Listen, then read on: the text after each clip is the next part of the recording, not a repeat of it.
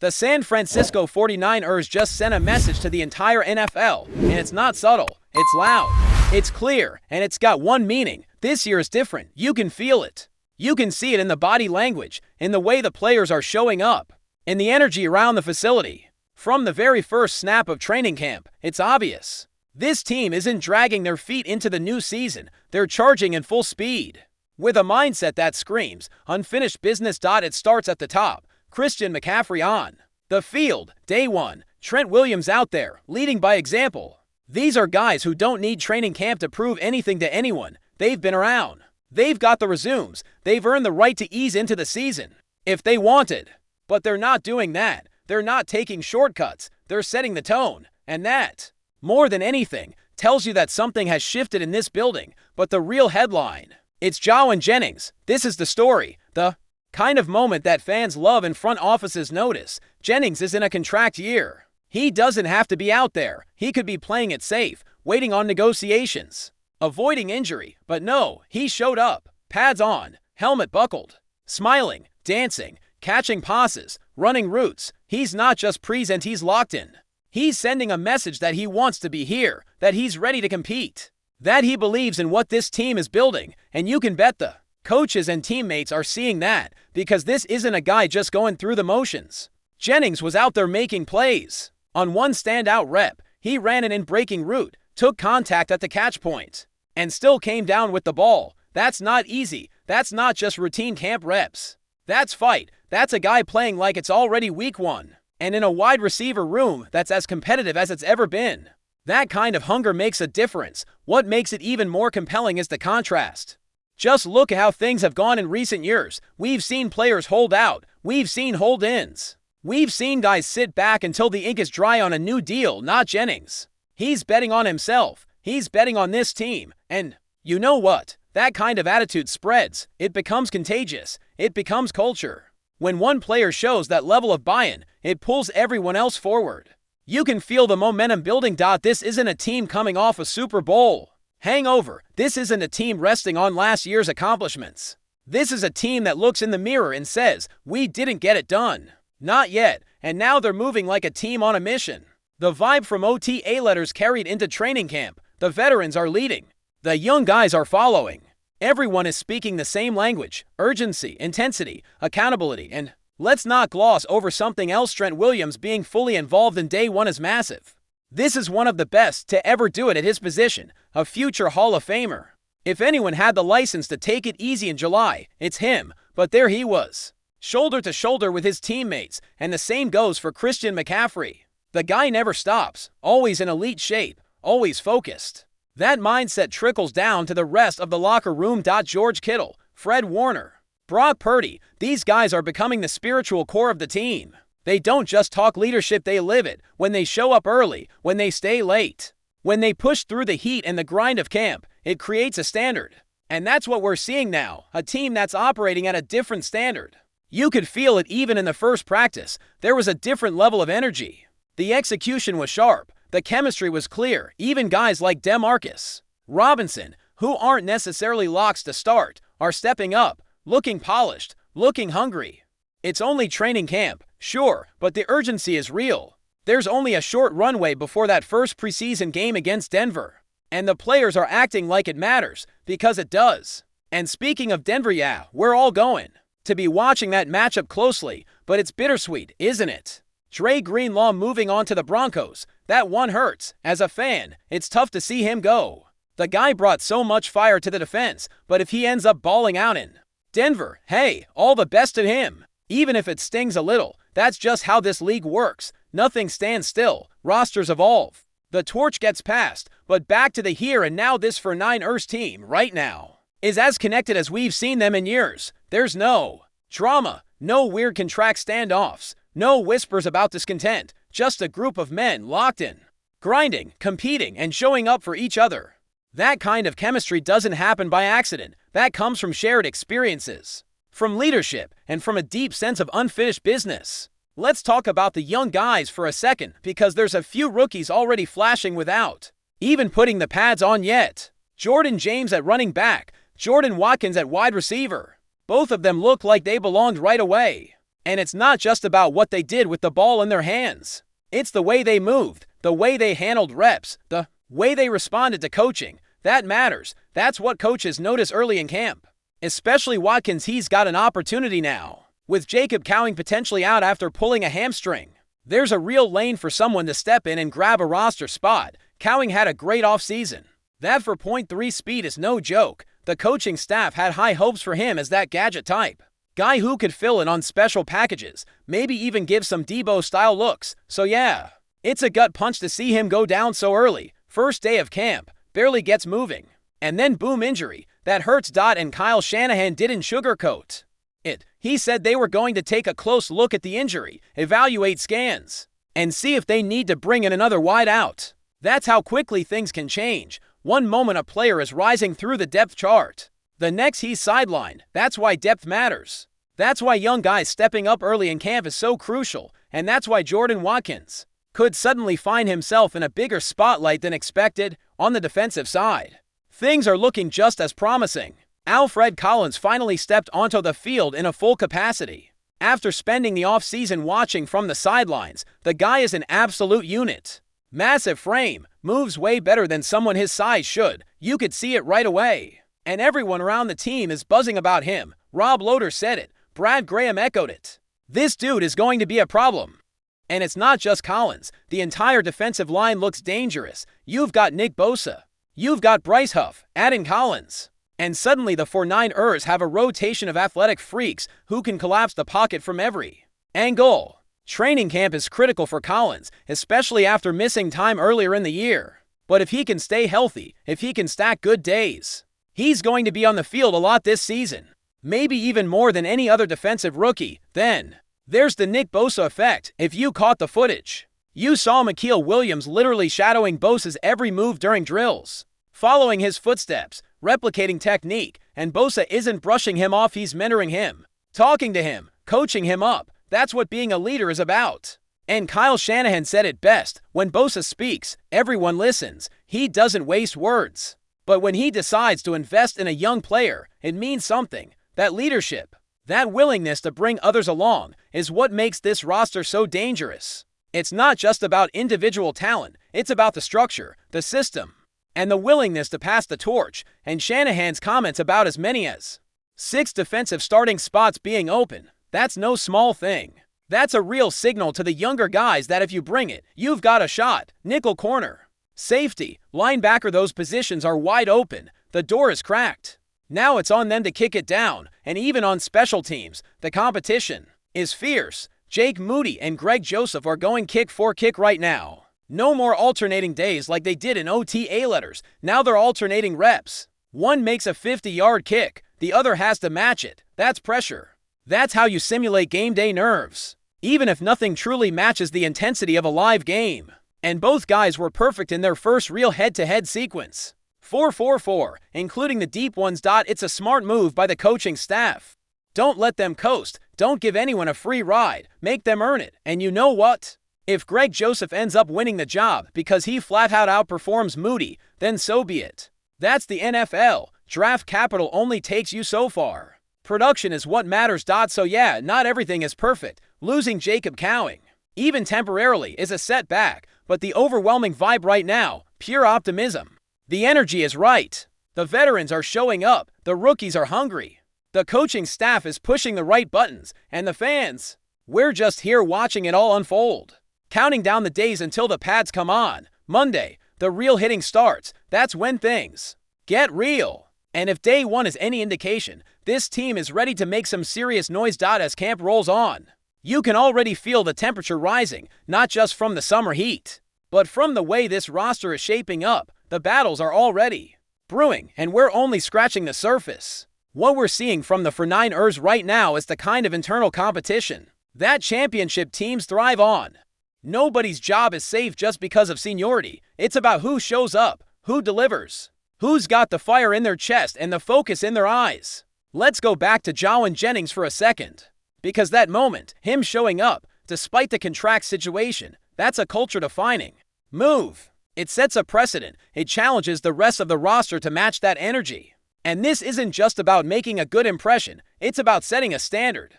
The same way Fred Warner sets the tone on defense every time he flies to the ball in a non-contact drill like it's the fourth quarter of the Super Bowl. That type of behavior, it becomes contagious. And when you stack those moments together, McCaffrey's discipline, Trent's leadership, Kittle's intensity, Purdy's quiet command, you start to build something special. You build a locker room where the expectations are sky high and the excuses are non-existent. Where every player, from rookie to all-pro, knows exactly what's expected of them. And they rise to that level, not out of fear, but out of belief. One of the best parts about watching this camp unfold is seeing those little flashes of players coming into their own. Guys who aren't on the national radar yet, players the average fan might not even know.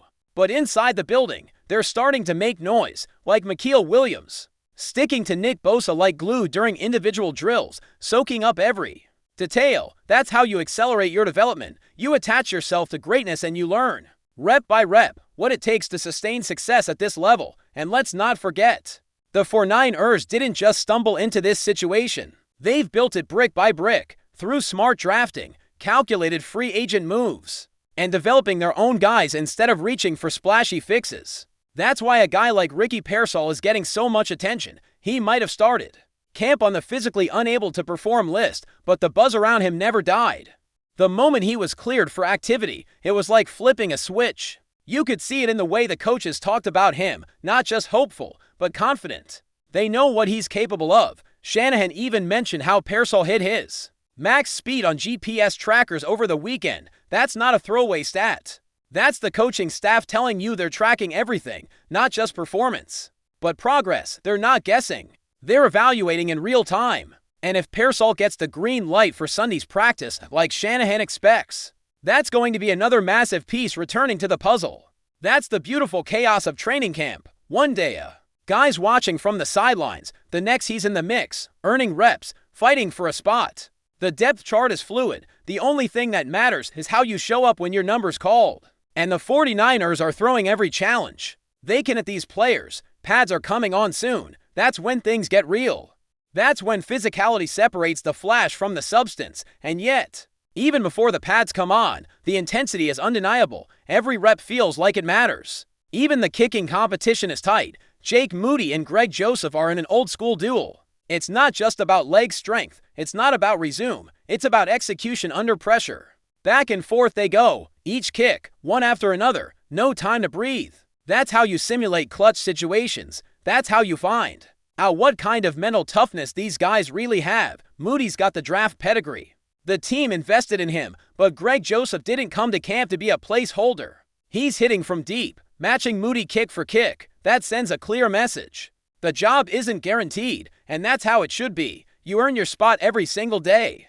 No exceptions, but as good as the vibe has been, the news about Jacob Cowing is a gut punch. You hate to see it. A guy works his tail off all off-season, shows out during autos, and then, first day of camp, he pulls up with a hamstring issue.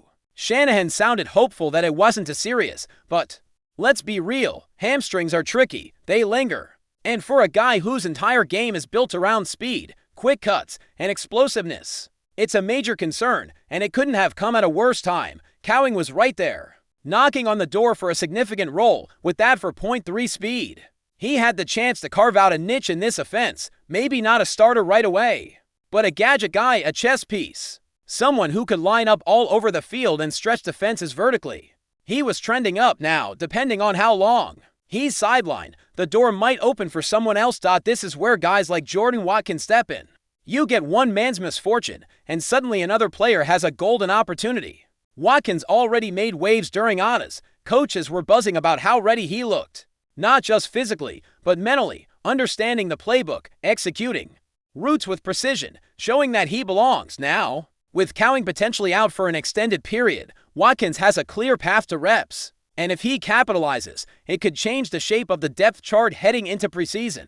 These are the moments that define a camp. The breakout players, the surprise contributors, the long shots who rise while others fall. You can't predict it. You can't script it. All you can do is pay attention, because every year, there's at least one name that no one saw coming, and by the time preseason wraps, that guy is making noise in real games. That's the roller coaster of August. Football, it's exhilarating, it's brutal, it's real, And what makes this 49ers camp so special is how many of these stories are emerging at once. From the top of the roster to the bottom, the competition is electric. You've got veterans trying to hold their spots, rookies trying to steal them, journeymen fighting to stay relevant. And every single one of them is locked in because the expectations here are championship or bust. And those expectations aren't just external, they come from within. You hear it in the way Shanahan talks about the roster, in the way John Lynch addresses the media. This isn't a team hoping to contend, it's a team that knows it should be contending. Now, there's no patience, there's no rebuild. This is about maximizing every inch of the window they're in, because this roster, it's stacked. Even with some injuries, even with turnover, this is one of the most complete teams in football. There's a young quarterback in Brock Purdy who has shown maturity beyond his years. There's a defensive line that can come at you in waves. There's versatility at linebacker, speed at wide receiver, and a scheme that plays to the strengths of everyone involved. And now we're starting to see how that scheme evolves with each practice, how Shanahan starts layering in complexity, how he tests the mental stamina of his players. That's the secret sauce of this coaching staff. They don't just out-talent teams. They out-prepare them, they out-execute, they outlast. So when a player like Alfred Collins starts making his presence felt, it's a sign that the machine is working. He didn't get a full off-season. He wasn't able to build momentum in the spring. But the moment he's on the field, boom, he makes an impact. That's how deep this team is. That's how well this staff develops players. They're not just plugging guys in, they're elevating them. Same goes for the secondary, where we could see some serious shakeups. Shanahan hinted at as many as 6 potential starting roles being up for grabs on defense. That's a big deal. That's not coach speak. That's reality, and it creates urgency. Players know they can't afford a bad day. They can't afford to coast. One misrep, one mental error, and someone's right behind them, ready to take that spot. This creates a level of competition that turns training camp into a pressure cooker. And the best teams, the ones that survive deep into January, are the ones that come out of that heat stronger, more bonded, sharper, and that's what we're seeing in Santa Clara right now. It's why players like Mikael Williams following Bosa around matter. It's why Jennings running every route like it's a game-winning snap matters. It's why the rookies who flash in shorts might become contributors when the pads start popping. Because it all counts, every detail, every rep, every second dot, and with the preseason just around the corner, it's only going to get more intense. More players fighting for fewer spots, the pads come on, the hits start flying. And we find out who's real, not just in talent, but in mentality. Who can withstand the grind? Who's built for this? That's the beauty of training camp. It strips away all the hype, all the speculation. It puts everything on film. And what we're seeing right now is a 49ers team that isn't just preparing for another run. They're preparing to dominate. They've got the roster, they've got the coaching, and now they've got the hunger. You can see it, you can feel it. This team remembers how close they got. They remember the sting of falling short, and they're using it as fuel. So yeah, not every headline is good. Jacob Cowing's injury hurts. There's always risk. But the overwhelming theme of this camp is power, clarity, and connection. And if that carries over to September, but before we dive in, don't forget to subscribe to 49ers Zone and hit the like button on this video. Your support helps us keep bringing you the latest updates on the San Francisco 49ers. And don't forget to share your thoughts on the news in the comments below. Whispers are growing loud around the NFL as speculation swirls that Tyreek Hill could be on his way to the San Francisco 49ers. While no official announcement has been made, several sources close to the situation have hinted at ongoing discussions between Hill's camp and the 49ers front office. If true, this potential move could shake up the entire NFC landscape. Hill, one of the league's most electrifying wide receivers, has long been a game-changer with his blistering speed and ability to stretch the field. His addition to a stacked 49ers offense already boasting names like Christian McCaffrey, George Kittle, and Deebo Samuel would be nothing short of explosive. Kyle Shanahan, known for his creative and dynamic play calling, could have yet another weapon to terrorize opposing defenses. Insiders suggest Hill was spotted in the Bay Area earlier this week, fueling speculation about a possible deal. Some fans have even claimed to see him near Levi Stadium. Although these reports remain unconfirmed, still, the buzz is real.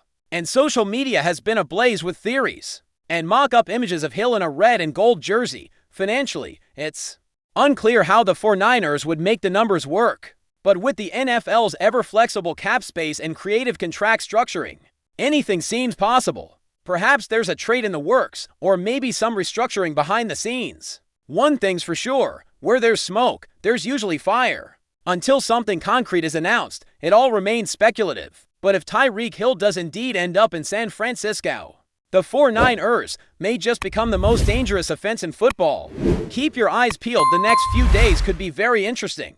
That's it for this update. If you enjoyed the video and want to keep receiving exclusive news about the San Francisco 49ers, make sure to subscribe to 49ers Zone and give this video a like. We always look forward to hearing your comments and opinions. See you in the next video.